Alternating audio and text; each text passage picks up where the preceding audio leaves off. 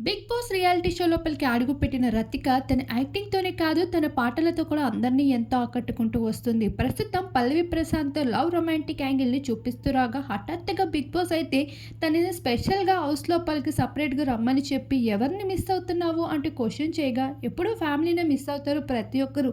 నేను మాత్రం వేరే ఒకరిని మిస్ అవుతున్నాను అంటే చెప్పేసరికి, ఏ పిల్ల అనే సాంగ్‌ని రాహుల్ సిప్లిగన్స్ పాడిన పాటని ప్లే చేసుకుంటూ వచ్చారు.